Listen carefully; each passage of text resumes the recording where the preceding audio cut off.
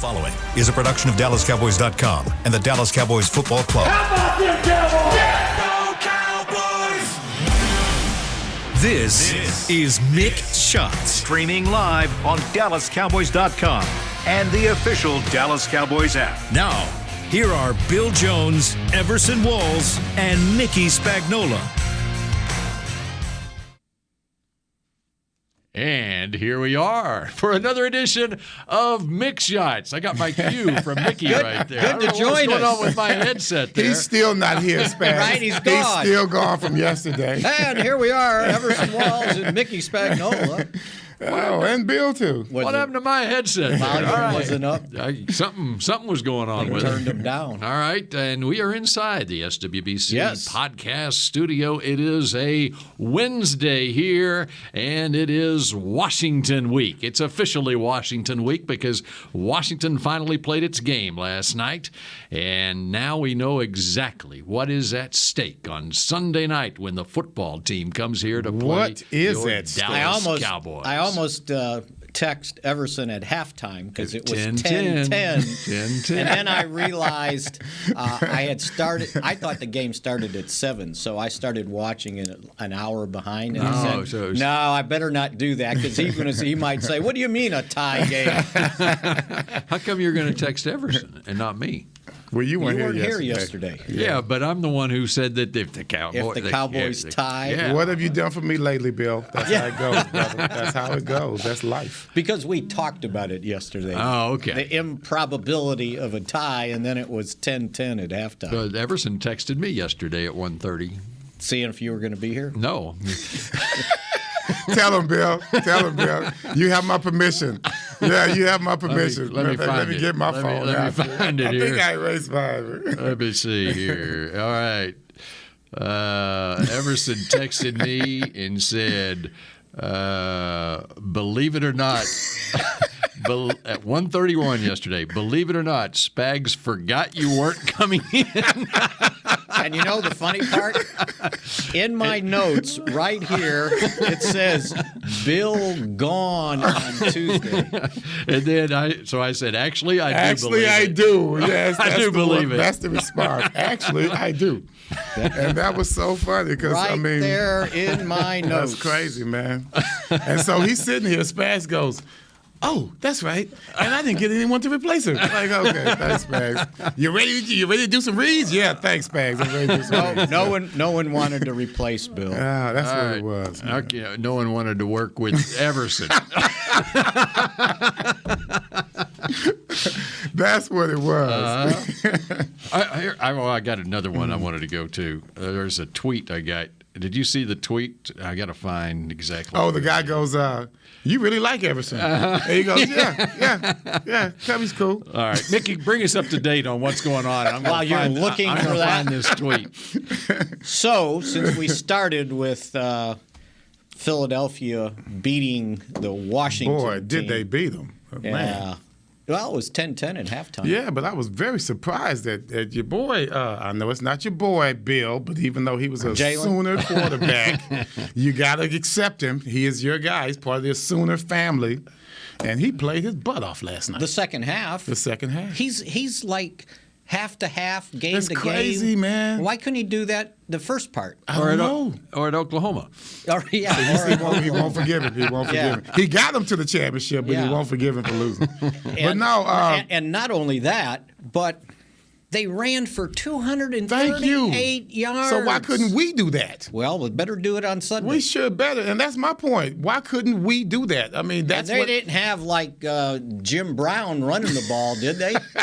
Or Zeke Elliott. Yeah, they had Miles. So that was Miles just, and he Sanders. capitalized off of it big time. Hurts did. All of a sudden, the passing game just opens up, and guys are wide open. And let's just be real. We talk trash about him, but every once in a while he'll pull a great pass out of his back pocket. Back pocket. You like that? Yes, that was good. I almost went the wrong way. But the touchdown, back shoulder fade. Right. You can't give a guy like that energy. You can't give him energy, and that running game gave him that. Right. Crazy. And so, what did it end up? 27-17? 17, yes. So, so the ramifications of them winning basically doesn't really change much for the Cowboys. Think so. Yeah. So to simplify this clinching of the NFC East, the Cowboys got to win one more game, or Philadelphia has to lose one more game. And then if the Cowboys win one, they get to 11, and even if Philly wins out, they can only get to 10. And if Philly loses, then they can't get to 10, and the Cowboys are already with 10 wins. The other thing that's out there to clinch the NFC East is there's a list of 6 teams, and if 2 of those 6 teams win on Sunday, the strength of victory, the Cowboys would clinch. So there is a possibility that they can clinch the NFC East before they even play Sunday night, because all these teams are playing before them. Do you have the list? I do. I don't have who they're playing, but I'm looking at the teams that need to win. Okay. 2 of these 6: Chargers, Vikings, Patriots, Jacksonville, Vegas, or Atlanta. If they can get 2 of those teams to win, and Atlanta plays Detroit, Detroit's probably already won their quota. They're done. Right. 2 and done. So is Atlanta, though. Yeah. Good point. Now, the Patriots, I believe they end up playing Buffalo. So They play Buffalo. That's a difficult one. Okay. What are the other ones? Vikings. Vikings play the Rams. Okay, that's a difficult one. Chargers. Chargers are playing the Texans. Okay, there's one win. Oh, there it is. I had it written down. There's a win. And Vegas. Vegas. Where are they? Broncos. Oh, so they all could lose. Yeah. I don't think it. Well, Teddy's not playing. I don't know how much that bodes for the Broncos, but Teddy B should be out. And basically Buffalo's got a bunch of guys missing, including our Cole Beasley. I heard. Yeah. Yeah. And he's being cold. That's a good way to put it. He's being cold. It's not his fault. It's the darn rules that are getting in the way, right? So anyway, that kind of simplifies everything. But again, it's not just at this point to me, and I would imagine to this coaching staff, it's not just about winning the division, right? It's about getting a seed. Yeah. Right? I'm not even worried about the division. You still have a chance. I don't know if that's arrogant or not, but I'm not worried about it. You still have a chance. That is, but it's no problem. Green Bay. You have reason. You have reason to be arrogant if about it Green Bay this year. loses one, and you get into a 3 or 4-way tie, you still got the best record right now in the NFC. And that's what I'm looking at. You got to keep it, I'm right? looking at the conference. And if you can just get the 2nd seed, because I'm guessing the last thing you want if you're a lower seed is to have to go to Green Bay and play a playoff game the end of January, right?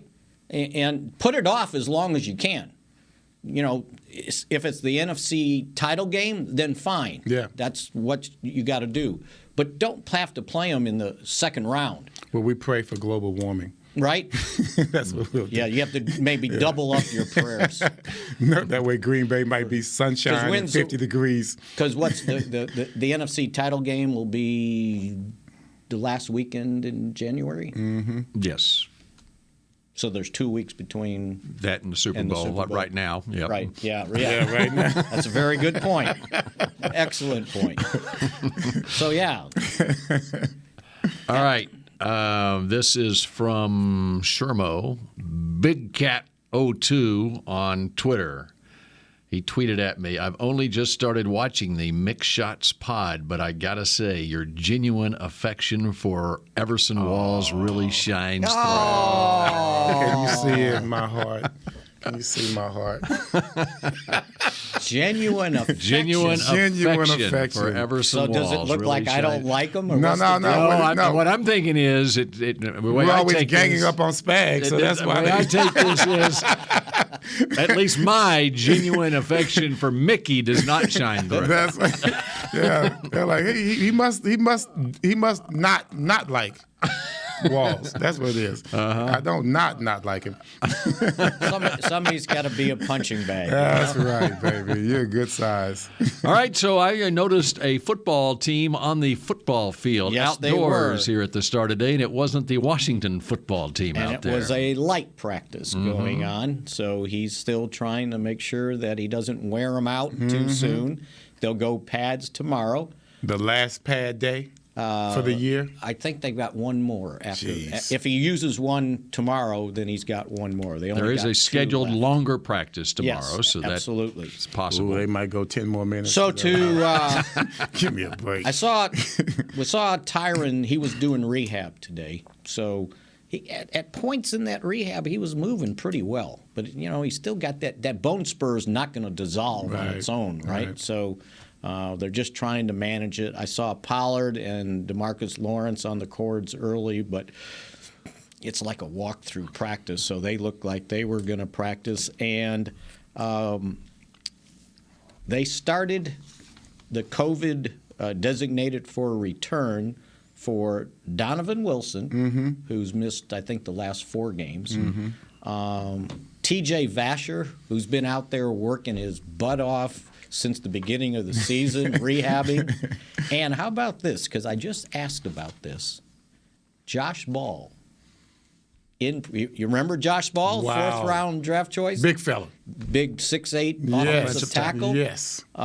They started him back, too. So what I'm guessing with him, maybe all 3, and I don't know if Wilson, I think Wilson's kind of closer ready, but that's just more bodies to practice when you don't have to wear out the guys who are going to play. Yeah. So it's like walk-ons, And it's basically it's been like a redshirt year for Josh Ball. Right. And so 3 weeks left in the season, and you have a 3-week window of opportunity for him to practice. Right. And so you see him out on the practice field for 3 weeks. And then you can decide if you need, if you got somebody else on the offensive line or on the team that gets hurt, and you could say, okay, you get into the playoffs, well, we'll put him on the 53, and he can continue practicing. So, And the reason I was thinking of Josh Ball, it was on Tuesday when Jerry was talking about Tyron Smith, and he was asked, is it time to replace him? And his answer was basically, I'll take all of Tyron I can get for however much he's available, and then our job is to make sure we have a credible backup swing tackle. And that has to be our priority. And I'm thinking, well, they used the 4th round pick on this guy. It is a redshirt year for him, but, they got to find out what he is before you say, okay, I got to get another tackle next year. And he was playing decently in training camp before he got hurt. So I'm guessing, you don't give up on a 4th round pick. So it was funny that I was asking questions about him yesterday, and then today they got him back on the practice field. Although they're he won't play. No, they won't. But they haven't forgotten about all him. season. He won't play. Let's see what else. Everybody else was out at practice for what they were going to do today. I would imagine they'll project some of those guys like Pollard limited. But, yeah, all hands on deck. Parsons was working with the linebackers. They have to compensate now with the 2 coaches missing. Matt Daniels, the assistant special teams coach. And John Fossil said something very interesting on Monday. Pointing out that, do you need help with special teams? And he goes, yeah. And he goes, I think I'm going to use C.J. Goodwin because he prepares so well, so he can help. Really? He can help me with the preparation during the week. And then from the defensive line, we just found out that Leon Lett's back in the building, and he's actually gone to the last 2 games and he's been in the coach's box. So he can help out a little bit. They're having virtual meetings, so there's nothing, in person. And then let's not forget, Dan Quinn is likely the defensive line coach. Not only is he the coordinator, but he's the defensive line coach. And if you watch the part of practice we get to watch, he's rarely with the linebackers or the secondary. He's working with the defensive line. So that'll continue. Just have to make compensation on game day for Aiden Dirty. not being but there's a chance both of them could test back in time. Excellent. So anyway, that kind of gets you up to date on the roster, I believe. Okay, and how about when we come back here on Mix Shots? I've got an update on some of the Washington injury situations as Ron Rivera is having his press conference as we speak. Here in the last hour, he had a press conference, and so I've got some updates on some of their availabilities for Sunday night's game, which will be here quicker than you think, which means Christmas is going to be here quicker than you think. And the next Mickey Reed will be here after this timeout. Quicker than you want. Hey, Cowboys fans, ready to spice up your next watch party? Bring Yo Quiero guacamole and be the game day hero. Yo Quiero means I want, and we know you want great, fresh-tasting, ready-to-serve guacamole for your home gating and tailgating events. Made with real avocados and the perfect blend of spices, it will be the star of any party. You can find us at your local Albertsons or Tom Thumb in the deli section. If you can't find it, talk to your store manager and tell them, Yo Quiero guacamole. Brace yourself for an existential question. Has your butt been having enough fun lately? Have you been treating it well? Has it been going places? If not, then it's about time you start using SeatGeek. SeatGeek is the best way to get your butt tickets to live events. Just ask the thousands of other butts who have rated it the #1 ticketing app. So what are you waiting for? Download the app now or visit SeatGeek.com to get tickets to sports, concerts, and live events and make your butt happy. SeatGeek. Get your seat in a seat. How great would it be to travel to watch the Cowboys win on another team's turf? Pretty great. But honestly, just watching the game from anywhere but your house would be fun. Even a hotel bar with some guy named Phil from St. Louis who thinks Oakland still has a team. So whether you're traveling to the game or watching from your favorite vacation spot, book a place to stay on Hotels.com, proud partner of the Dallas Cowboys. At AT&T, everyone, new and existing customers, get our best deals on every smartphone. Why? Because you deserve it. For turning your living room into your office and your gym. For teaching Grandma how to video call and teaching her again. It's the button on your left, Nana. Okay, your other left. It's not complicated. Everyone deserves something new. So AT&T is giving everyone, new and existing customers, our best deals with every unlimited plan on every smartphone, even the latest ones. AT&T may temporarily slow data speeds if the network is busy. Restrictions and exceptions may apply. Back to Mixed Shots.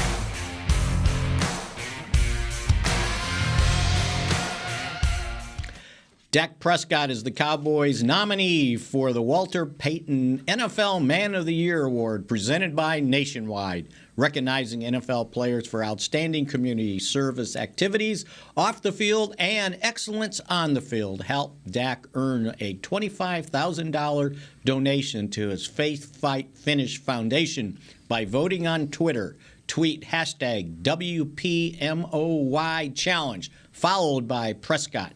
Through January 17th, vote Dak. 4F. That's good. Speaking of voting going on. Yes. Let me do Washington first, and then we'll get to Pro Bowl voting, which will be revealed tonight.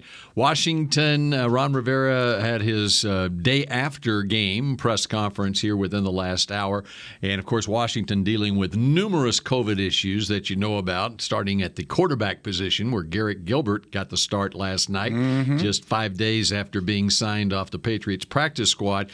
They had a couple of significant injuries in their secondary in last night's game. One, their cornerback, William Jackson, also the safety, Landon Collins, who, of course, had a pick against the Cowboys and also had a pick last night. And Rivera says that was a lucky pick. Yes. Jackson and Collins sounded encouraging, but they're getting MRIs on their injuries.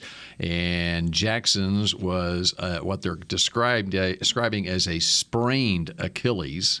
So, and the fact they're getting MRIs would tell me, and they're scheduled to play a game again on Sunday night, would tell me they are probably going to be out for Sunday night. Wouldn't you think? I would think so. Okay. Sprained Achilles. They get any COVID updates? They've got Cornelius Lucas, tackle, cleared protocols. And they should get more answers on others soon, including one of their quarterbacks. So either there's the Heineke latest. Or Kyle Allen. Yep. How about Garrett Gilbert, though? I mean, here's a guy that, and think about Garrett Gilbert, what has happened with his career because of the pandemic. Mm-hmm. Right. He's a pandemic baby. Last year, he would not have even been if there was a normal year, he wouldn't have been eligible to be on a practice squad with Cleveland, which is where the Cowboys picked him off of last year. Right. Only due to the relaxed practice squad rules due to COVID. And so he got picked up, and then he had his opportunity to start because of Andy Dalton and his COVID positive test. His only game that he started in the NFL. The only game he started in the NFL. And now this year he's for 15 weeks on the practice squad, and he is then picked up 5 days before a start. It was actually 2 days before the scheduled game, and then it got pushed back a couple of days. So he had 3 days with the team, because they explained last night he got the call Thursday night at home. Yep. So he had to. I don't know what he was doing. The story was his wife told him, "Man, your phone's blown up. You've had 25 phone calls," and that was Washington trying to get a hold of him, and so. So he probably doesn't get there till Friday. Maybe he gets to practice Friday, Saturday. I would think he's probably Sunday. on the first flight out Friday morning. He got there quick as he could. The news broke on Friday right before we were taping the Mike McCarthy show, and so I told Mike, I said, "Hey, Washington just signed Garrett Gilbert off the Patriots practice squad." His first reaction was, "Well, you know what? He can go right in there and play because he's been with that staff before. He was at Carolina before." Right. And so, and you think of it in his mindset as he's on the Patriots practice squad this season. Well, what if there was a COVID outbreak elsewhere? He was probably in his mind thinking, okay, I could get picked up by another team, okay? And in all likelihood, one of those teams would be a team that I've been with before, which would be about 8 teams in the league. Right. And if they could have protected him, they couldn't protect him. Right. It was almost every time he threw a ball, if it wasn't an immediate dump off or screen. Well, and that gets back to their injury and COVID issues on their offensive line. They only had 2 starters. They're the left side of the line where they're basically their regular starters, but Brandon Sheriff was out. Yeah. And their center, Neville Gallimore, took care of the center the week before. Landon, or was his name? Larson, Tyler Larson. Yeah. And then their right tackle, Cornelius Lucas, was out too, and so they were missing 3 starters on their. And some of those guys weren't really starters; they were fill-ins for guys that they had lost earlier in the year. They were like the guys off the street. Yeah. So, and then they lost the running back too in last night's game. Antonio Gibson got banged up too. So. Anyway, and they got to play on a short week. Antonio Gibson is a beast, man. I don't know if I want him out there. He gives them a chance. Mm-hmm. Yeah, he definitely gives anybody a chance. All right, and so Pro Bowl voting revealed tonight. I think there's several candidates off this team. So, off the top of my head, obviously, Trayvon Diggs. He was one of the top 5 vote getters. Micah Parsons. At first, I thought that was Everson's I really thought it was. I thought it was his. What do you think? Maybe it is just happening. I got to go with Zach Martin. Yeah, I got to go with Zach. Yeah. There he goes. Yep, that was approved. Okay. One of the running backs will make it, and if Pollard's not I think as a special teams contributor, maybe. He did have a kickoff return for a touchdown. He had a kickoff, and he had now, they already got Jakeem Grant. Oh, that's right. I don't know how many you get there. No Randy Gregory?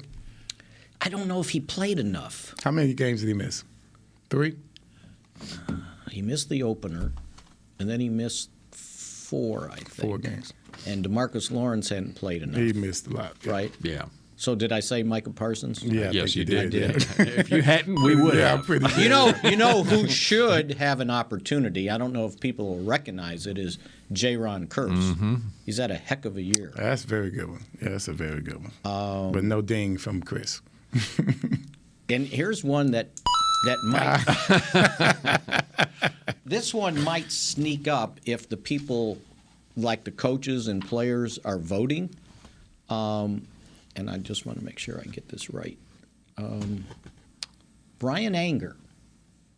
He's leading. Yeah, man. He's leading the league in net punting, and his net. He's been having some duels with is some punters. 43-3. Yeah. And if he keeps up at that pace, he's going to set the Cowboys' single-season record. Mm-hmm. He's also averaging 48. That has him sixth now in the league. But if anybody was watching on Sunday, he put 5 punts fair caught inside the 10. That's right. Dealing with that wind. That's right. So he's very quietly had one heck of a year.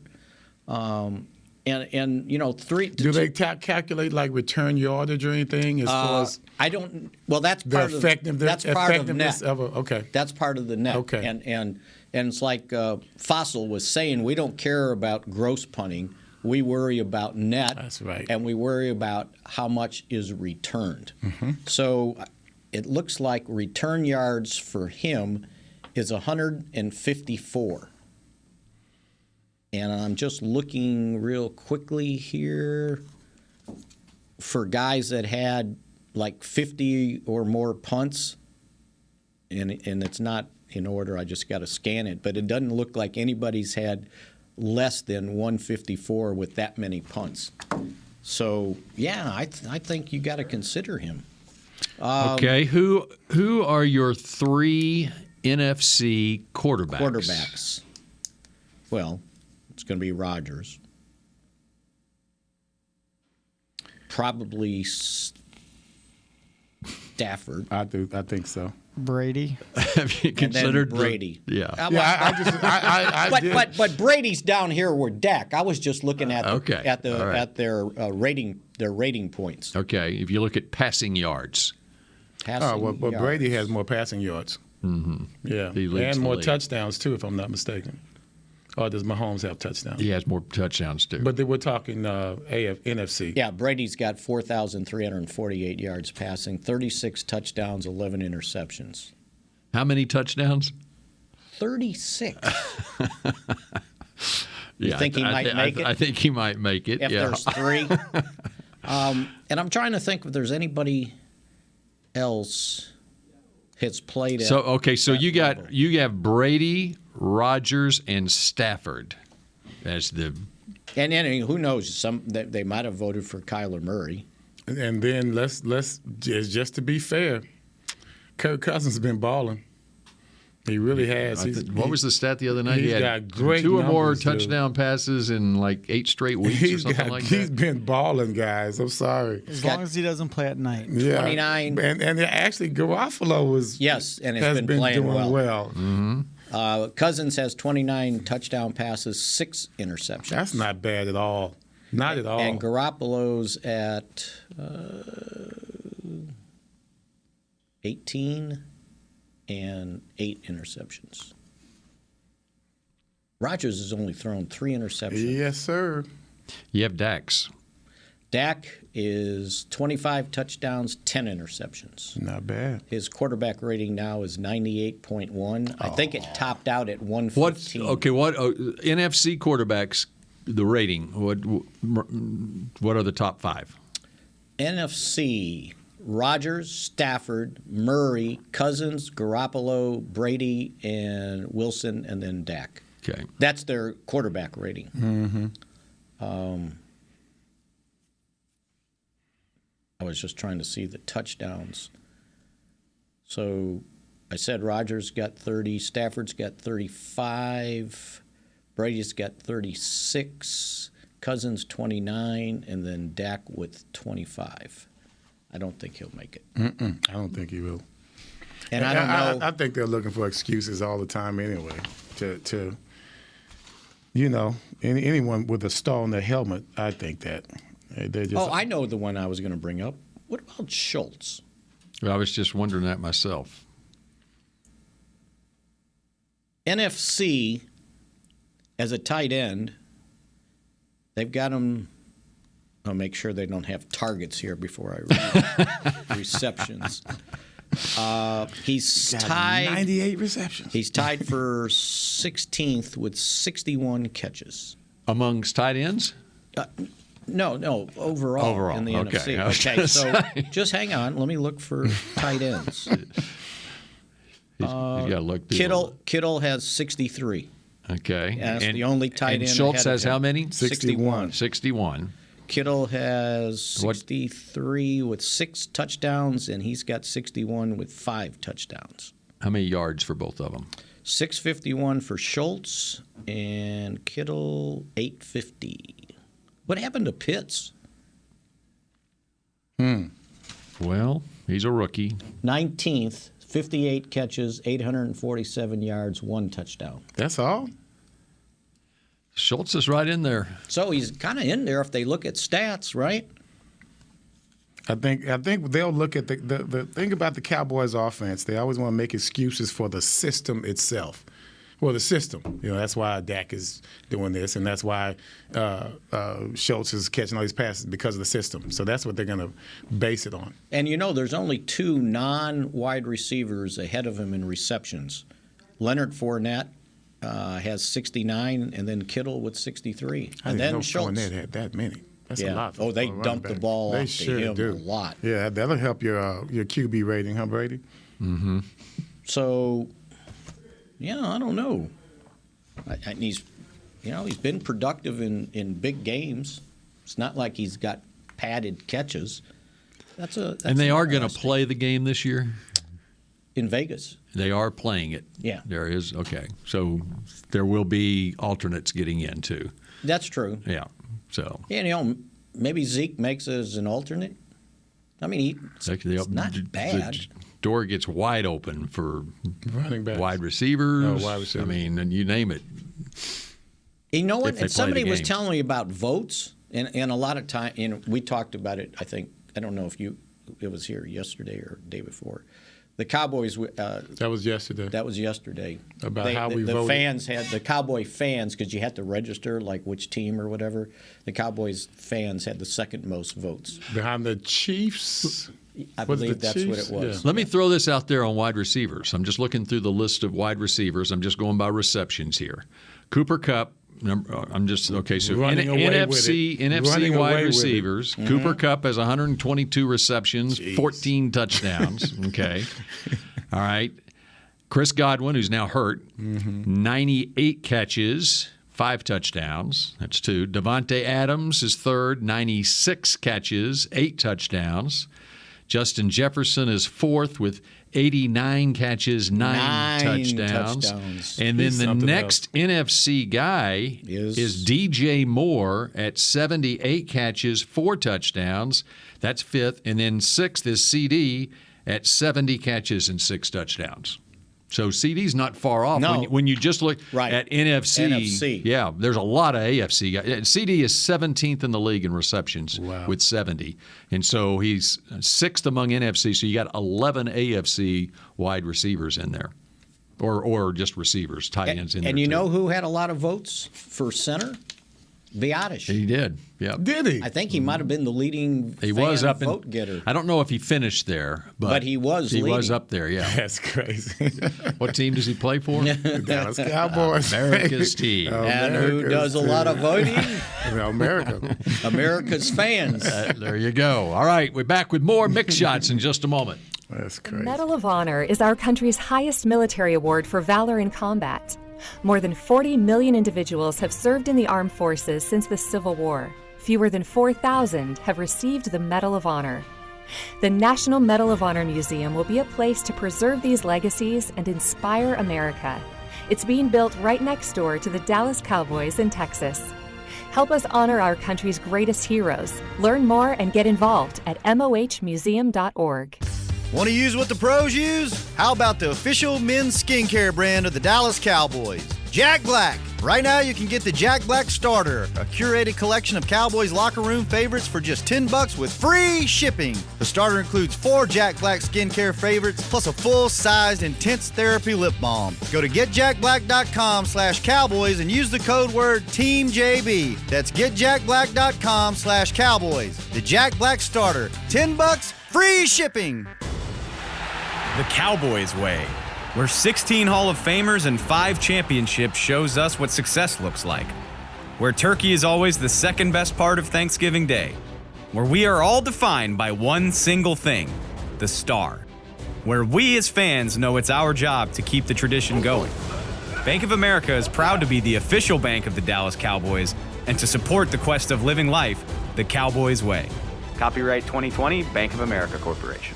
Before there was a draft, you could size up a cowboy by 3 simple factors: the crease in his hat, the bend of his brim, and his unbending attitude. A man's Stetson didn't just protect him from what life threw at him, it projected a rugged, unstoppable spirit. Stetson hats are still American-made with pride right here in Texas. They're still the unofficial crown of all self-respecting cowboys, and Stetson is proud to be on the field with America's team. Find a retailer nearest you at stetson.com/cowboys. Back to Mick Shots. Head to AT&T Stadium on Saturday, January 1st to experience Rally Day presented by SeatGeek. Get ready to cheer on your Dallas Cowboys with tours of AT&T Stadium, appearances by the Dallas Cowboy cheerleaders, and alumni, including Everson Walls, ticket giveaways, games, inflatables, and more.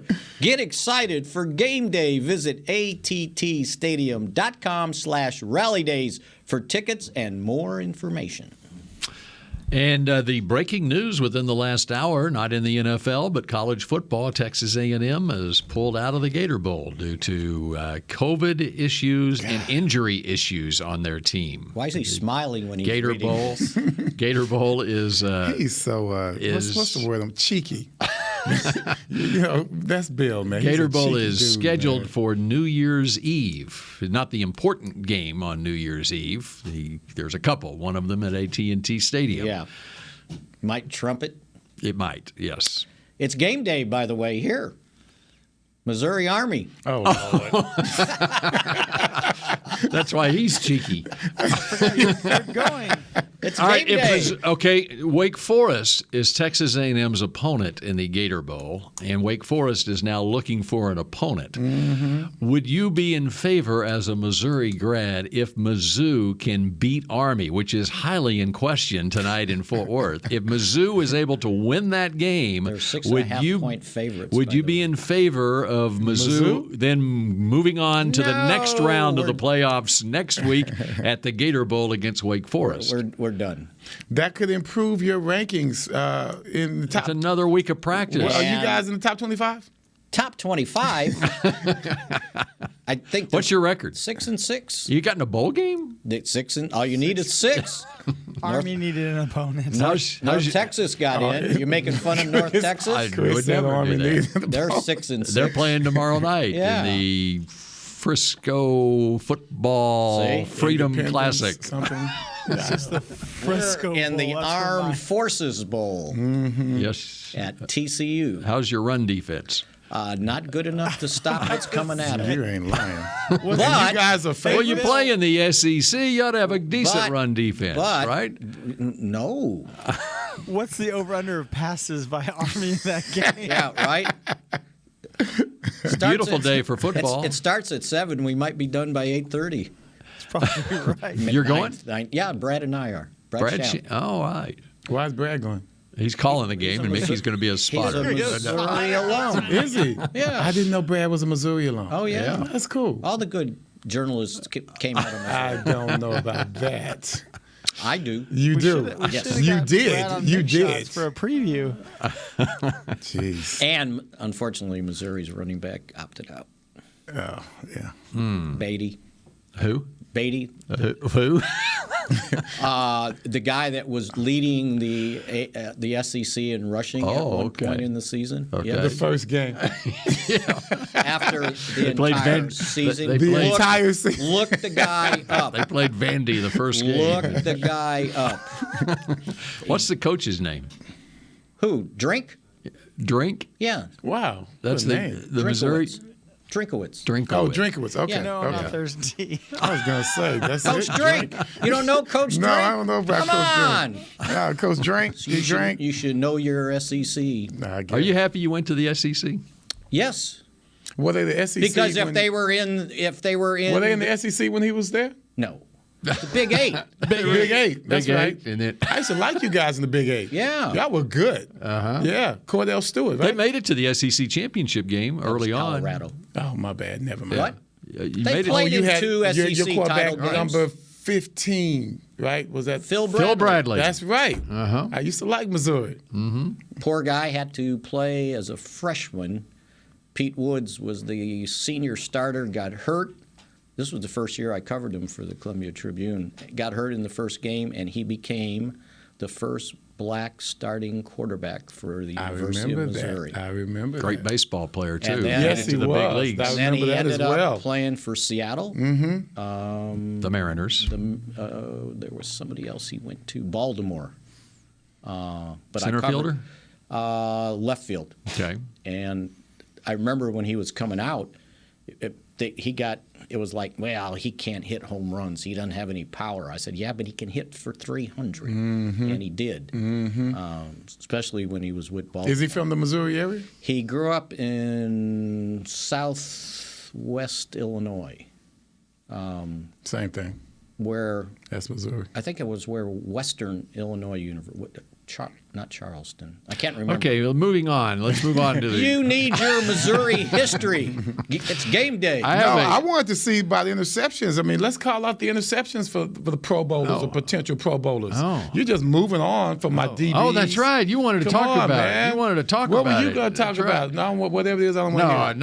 No. Let's go with you. Let's man. see. Well, I got to look it up here. Diggs, I know Diggs with 10. I think Diggs leads. You think? Yeah, I think so. So you want NFC or NFL? NFC and NFL. Diggs leads the NFC with 10. Mm-hmm. Next is, I can't say it, Oyuwari, Detroit with 6.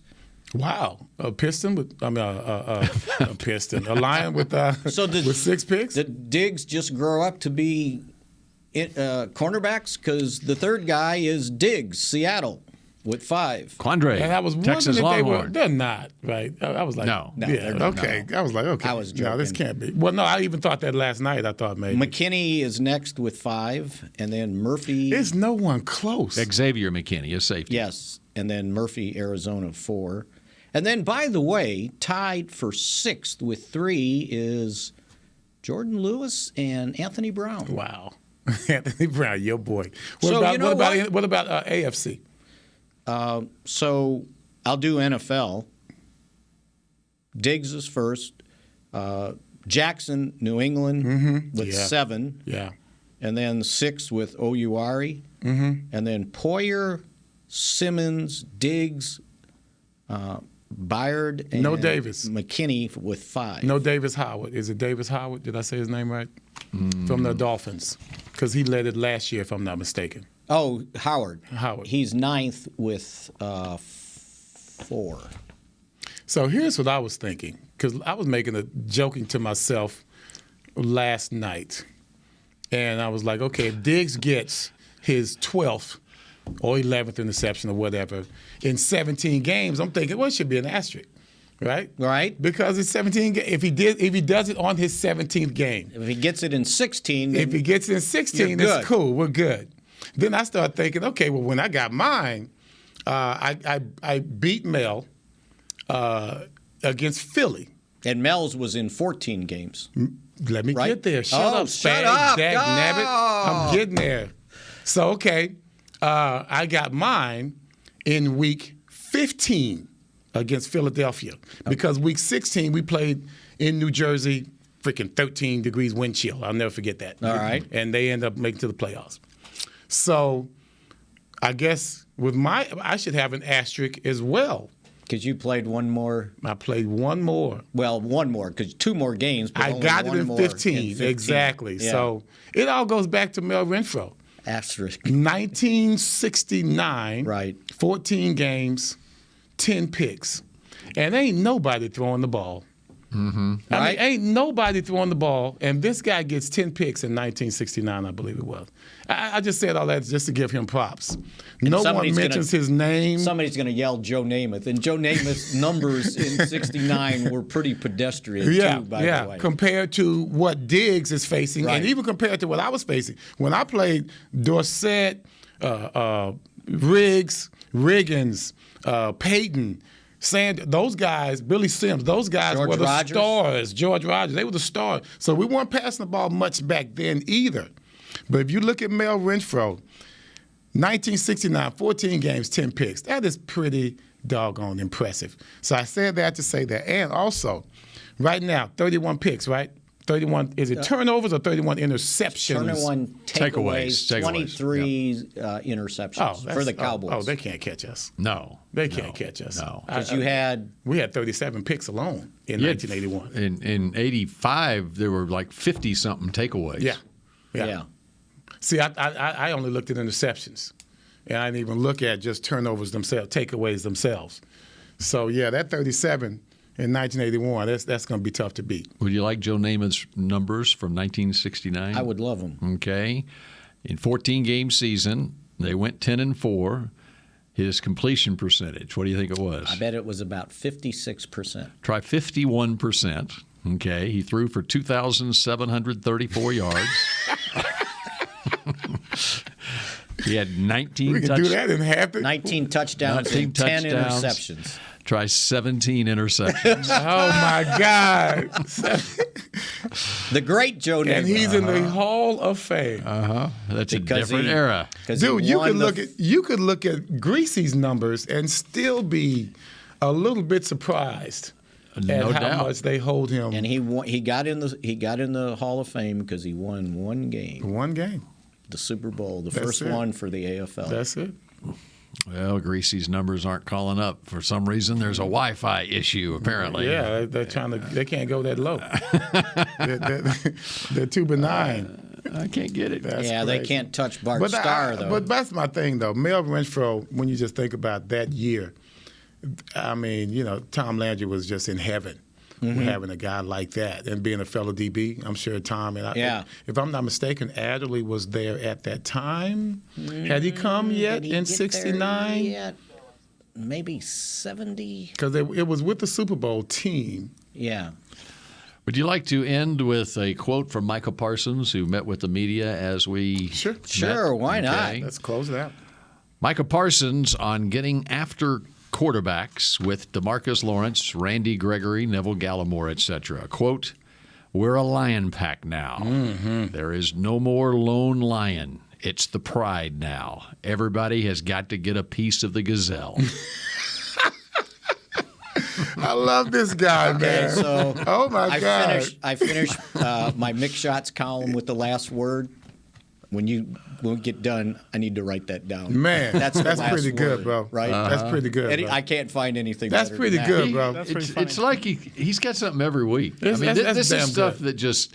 I mean, it's comes a part out. of. But it's accurate. He doesn't. It's accurate. It's not just words. That's just part of his DNA. I mean, it's just he says it well and he says it colorfully. I mean, it's not like he rehearses it, right? And it's like, okay, maybe now he does. today I'm he would going to have say to. this. That's too good. He would have to. The lion always eats. The gazelle. Or hungry. What was it? The lion's always hungry. And it's true. Right? Everything he says, there's no lie, and it's so colorful. We're a lion pack now. There is no more lone lion. It's the pride now. Everybody has got to get a piece of the gazelle. That's it. So the pride can go on. There you go. All right. And there is your Pro Bowl starter, Micah Parsons. We're going to call it right here, right? That's right. Right? Yeah. We're calling it. Call it. He's starting at linebacker. Linebacker. There you go. That's the new position. Yeah, I kept calling him football player. I'm going to start calling him linebacker. We just came up, y'all. That's it. He's a linebacker. We're patenting that right now. You heard it here on Mick Shots. Who said it first? Mickey's Spagnola got it. Mickey's got it. backer. Yeah, you can't that's beat the that, new bro. position in the NFL. You can't the beat linebacker. that, bro. The linebacker. We need to get a you new need position. to put that in your article first of all. I've got there right you now. go, right now, man. Shoot. There needs to be a position for Jaron Kearse too. That position in the NFL, there needs to be. Yeah, better than big nickel. Yeah, it needs to be. Yeah. So come up with that next. But we'll go with linebacker. Give that some thought. We'll come up with something. All right. Yeah. All right. We will talk at you again tomorrow here on Mick Shots. Go Cowboys. This has been a production of DallasCowboys.com and the Dallas Cowboys Football Club. How about this,